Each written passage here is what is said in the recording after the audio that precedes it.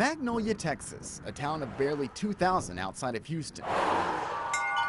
Most families here have come to know Glenn Addison well. It's really been a blessing to minister to families that are hurting. Over the last decade, he's helped them with difficult decisions when a loved one dies. He runs 2 funeral homes. So I, especially as a small business person, can relate to the heavy foot of the federal government being on my neck. But now he's ready to take that business experience and make the leap from mortician to politician.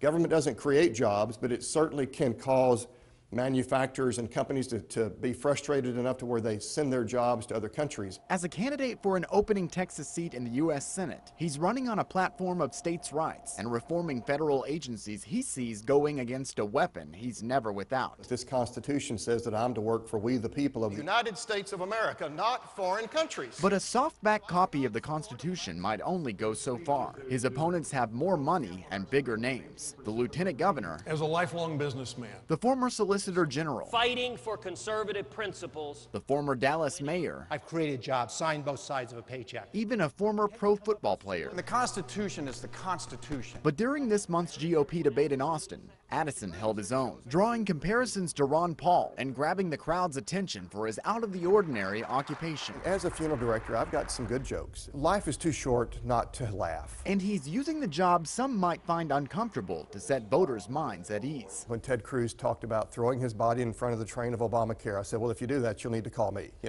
which prompted Craig James to say, well, I want you to do my funeral, Glenn, or whatever. Even if elected, he'll be back doing funerals soon enough. He's pledged to serve just 1 term, so voters will know he's focused on them and not re-election.